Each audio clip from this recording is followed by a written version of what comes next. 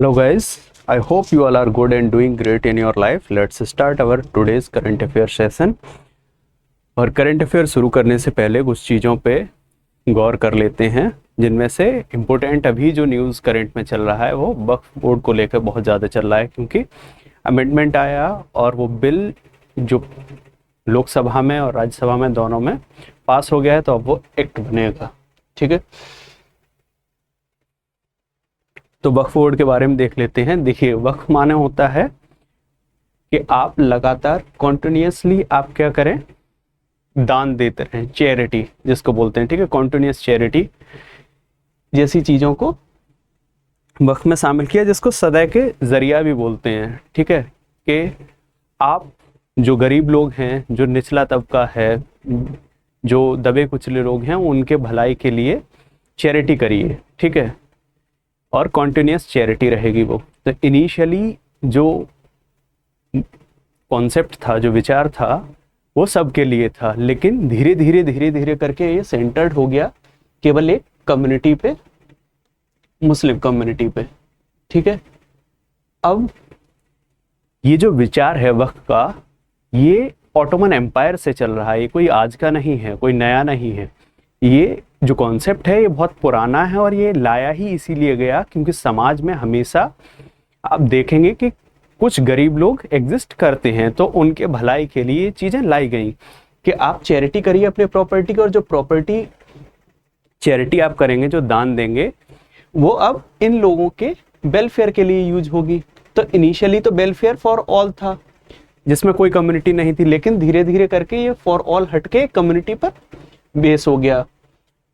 ठीक, अब होता क्या है कि इंडिया में मोहम्मद गौरी का आक्रमण होता है, और आक्रमण होने के बाद में मोहम्मद गौरी क्या करता है, जगह एक्वायर कर लेता है।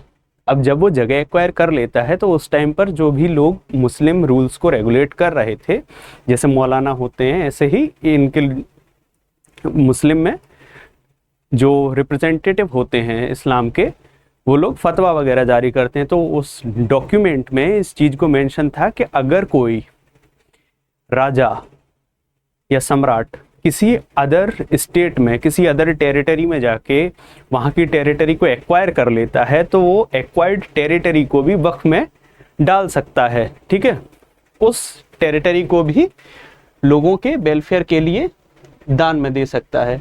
अब जब ये चीज़ें उस टाइम पर जारी की गई थी, तो मोहम्मद गौरी ने बहुत ज़्यादा मॉडल में चेंज लाया, क्योंकि पहले मॉडल ये था कि आप दोगे तो पूरी ही पूरी लैंड देनी पड़ेगी, लेकिन मोहम्मद गौरी ने क्या किया, न्यू मॉडल लाया, और वो चेंज करके मॉडल में ये कर दिया कि इंडिया में जितने ये मस्जिद वगैरह बनाई जाएंगी, उनके जो एरिया है, उस एरिया को केवल सिक्योर कर दिया, बाद बाकी लैंड को छोड़ दिया। ठीक है, इसके बाद में क्या होता है, और ऐसा नहीं है, देखो इम्पोर्टेंट चीज़ ये है कि वक्फ में केवल ज़रूरी नहीं है कि मुस्लिम लोग ही प्रॉपर्टी को चैरिटी करें, प्रॉपर्टी का चैरिटी करें। ठीक है, हिंदू भी कर सकते हैं, मतलब नॉन मुस्लिम भी कर सकते हैं। फॉर एग्जांपल, शिवाजी ने खुद 653 एकड़ ज़मीन वक्फ में दी थी। ठीक है, तो बहुत सारे हिंदू रिप्रेजेंटेटिव हैं, उनमें से एक जो मेजर हम देखते हैं रोल के तौर पर शिवाजी महाराज को, तो उन्होंने खुद 653 एकड़ जमीन वक्फ में दी थी।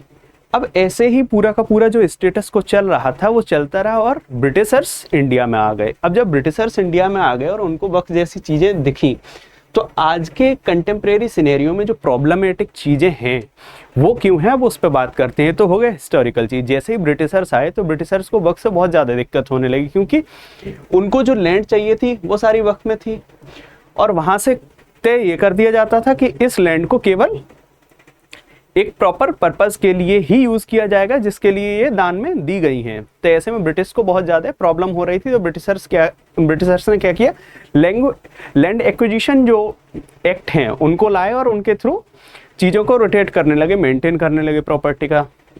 तो जो वक्फ बोर्ड के हैंडलर थे, जो उस टाइम भारत में इन चीज़ों को देख रहे थे, इस्लामिक रिप्रेजेंटेटिव्स, उनको बहुत दिक्कत होने लगी। धीरे धीरे करके हमको आज़ादी मिली, और आज़ादी मिलने के बाद जब तुम देखोगे तो 1950 में सबसे पहले इवैक्यूएशन प्रॉपर्टी एक्ट आया, जो कि प्रॉपरली किसके लिए यूज़ होता था? रिफ्यूजीज़ के लिए। अब जो रिफ्यूजी हैं और प्रॉपर तुम देखोगे जो लैंड प्रॉपर्टी तुमको चैरिटी दी जा रही है वो किन के लिए दी जा रही है? जो कि लोग पुअर हैं, ठीक है, जिनके पास इतना ज़्यादा रिसोर्स नहीं है।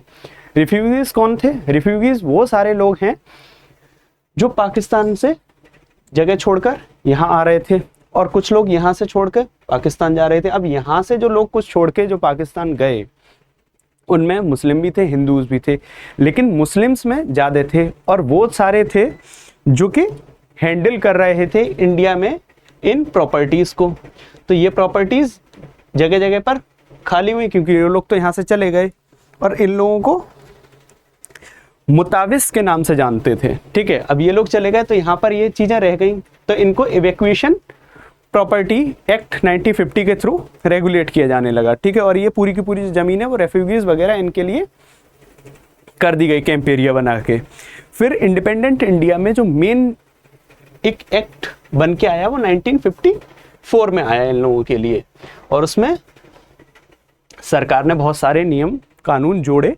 फिर धीरे धीरे 1954 से अगर तुम देखोगे तो मेन फिर तुमको देखने को मिलेगा 1955 में। यहाँ तक और भी बहुत सारे अमेंडमेंट आए, इनमें और भी बहुत चीज़ों को ऐड किया गया, लेकिन 1995 में मेन जो जिस पे सबसे ज़्यादा चर्चा होती है वो सारी की सारी चीज़ें यहाँ से शुरू होती हैं, जिनमें से सबसे पहली चीज़ जोड़ दी गई कि ये जो भी पूरा का पूरा रिकॉग्निशन है प्रॉपर्टी से रिलेटेड, इसको केवल मुस्लिम ही हैंडल करेंगे, नॉन मुस्लिम नहीं करेंगे, ठीक है। तो वहाँ से दिक्कत होने लगी। देखो, सरकार जब भी कोई चीज़ ला रही होती है तो वो वेलफेयर के लिए ही ला रही होती है। अगर 1995 में एक एक्ट आया, ठीक है, नरसिम्हा राव जी के समय में, तो उसका प्रॉपर रीज़न ही यही था कि भाई हमको पब्लिक वेलफेयर करना है, आपसे रिलेटेड है ये कॉन्सेप्ट, ठीक है, आपके लोगों के लिए रहेगा, आपके ही लोग रिप्रेजेंटेटिव रहेंगे, आप ही लोग इनको हैंडल करेंगे। लेकिन धीरे धीरे इसका मिसयूज होने लगा और मिसयूज होने लगा कि जहाँ जिस चीज़ को तुम लोगों की भलाई के लिए ला रहे थे, वेलफेयर के लिए ला रहे थे, वहीं पर चीज़ों को मिसयूज किया जाने लगा, ठीक है। क्योंकि इसमें कोई बोर्ड वगैरह एंटर नहीं होगा, केवल आप ही लोग हैंडल करेंगे। तो ऐसे में जो प्रॉपर्टीज़ हैं उनको लीज पर दिया जाता था, लेकिन किन चीज़ों के लीज पर दिया जा रहा है, ठीक है। फॉर एग्जांपल विजय माल्या के लिकर पूरे के पूरे प्रोडक्शन के लिए वक्फ की ज़मीन का ही यूज़ किया गया, जो कि with respect to Islamic perspective भी गलत है और इनसाइड द स्टेट जो चीज़ें हो रही थी उसके रेस्पेक्ट में भी गलत है। तो बहुत टाइम को तुमको देखने को मिलेगा, अतीक अहमद वाला केस जो तुम देखोगे कि भाई उन्हें ज़मीन जो वक्फ के नाम पर थी, जो लोगों के वेलफेयर के नाम पे थी, वो उन्होंने पर्सनल माइलेज के लिए यूज़ किया, ठीक है, पर्सनल प्रॉफिट के लिए यूज़ करने लगे।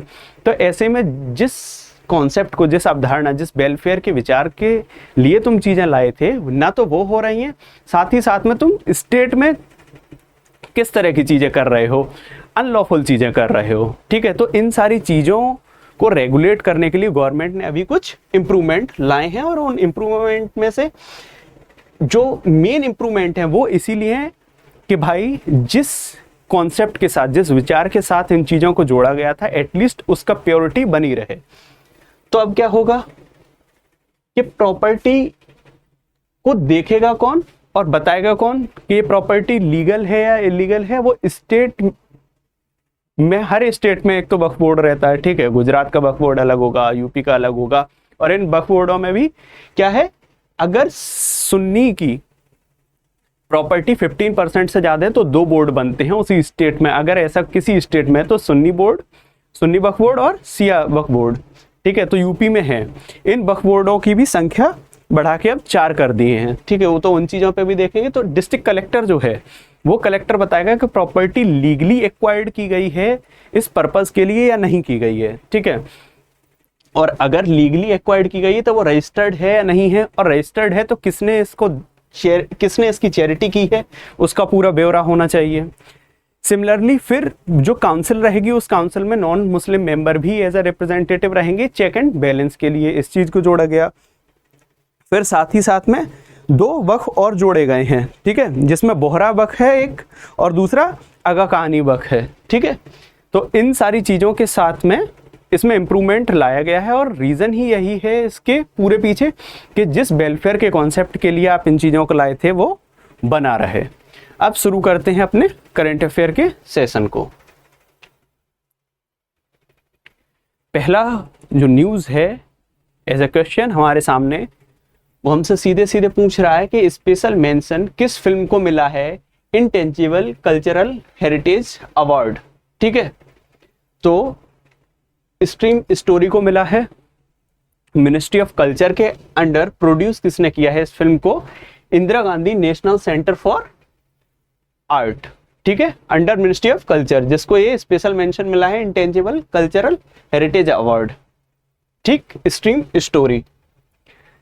अगले क्वेश्चन की तरफ बढ़ते हैं और अगले में पूछ रहा है कुंभकोणम बेटेल लीफ, पान का पत्ता, इसको जीआई टैग मिला है। ये कौन से नंबर का जीआई टैग इसको मिला है? तो वो है 62। ठीक है, आगे बढ़ते हैं और अगली न्यूज हमसे पूछ रहा है एज ए क्वेश्चन कि निर्मला सीतारमण जी ने रिसेंटली नीति NCAER state economic forum portal को लॉन्च किया है। ठीक है, इस पोर्टल की खासियत यह है कि 30 साल के हर एक स्टेट के फाइनेंशियल ब्यूरो को रखेगा। तो इसमें स्पेंड पूछ रहा है, टाइम स्पेंड पूछ रहा है कि कब से कब तक के ब्यूरो की बात की जा रही है। तो 1991 से लेके 2022-23। अब याद कैसे रखना है? एलपीजी रिफॉर्म कब आए थे?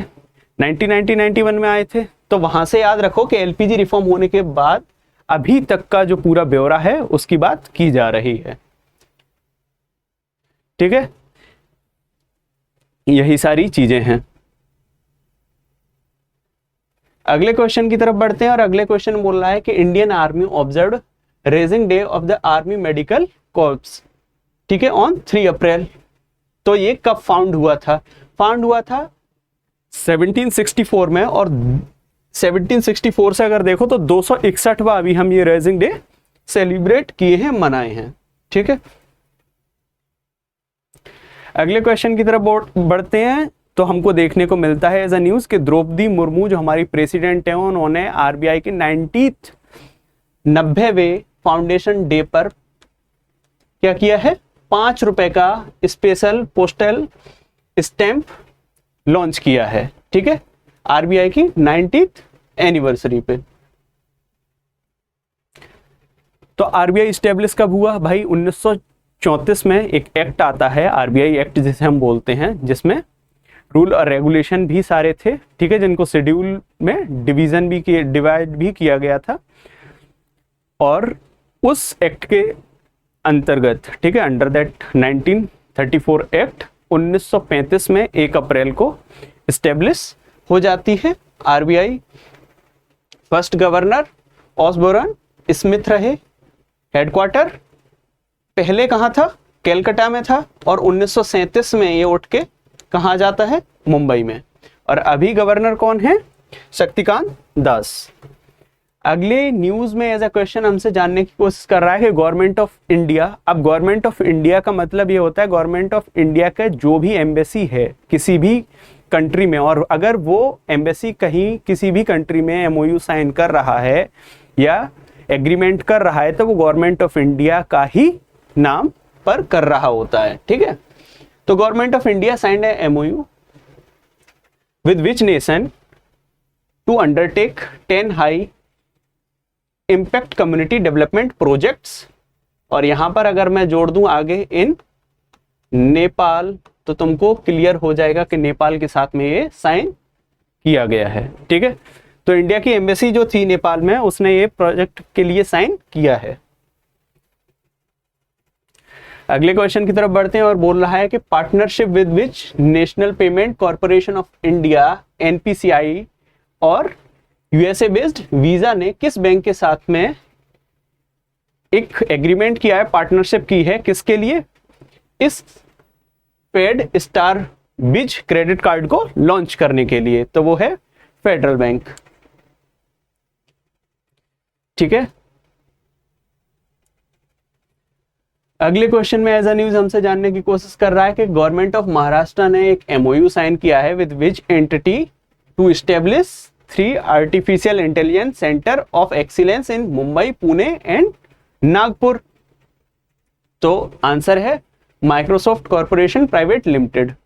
ठीक है, 3 जगह पर AI artificial intelligence centre of excellence खोले जाएंगे। कहां कहां पर? मुंबई है, नागपुर है और पुणे है।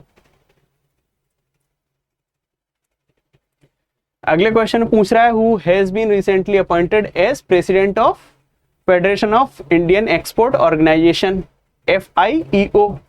ठीक है, तो इसका आंसर है सुभाष चंदेर रहलान।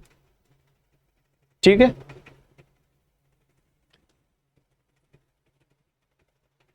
अगले क्वेश्चन में हमसे पूछ रहा है who has been appointed as chairman of pension fund regulatory development authority for 5 year. तो ये है शिवा सुब्रमण्यम रमनम। ठीक है, इनको अभी अपॉइंटमेंट कमिटी ऑफ कैबिनेट ने ही अपॉइंट किया है in the chairmanship of prime minister Shri Narendra Modi. आज के न्यूज़ में हमने बहुत सारी चीज़ों को डिस्कस किया। वक्फ बोर्ड के उन चीज़ों को भी हमने हिस्टोरिकली बैकग्राउंड से लेके अभी क्या केओस था और क्यों गवर्नमेंट इन चीज़ों को रिजॉल्व की है, उन सारी चीज़ों पर चर्चा की है। उसके बाद में हमने करंट अफेयर को कवर किया क्वेश्चंस के थ्रू। आप ऐसे ही हमारे साथ इन सेशंस में बने रहें। I hope you all are good and doing great in your life. Stay happy and healthy. Thank you very much for today session.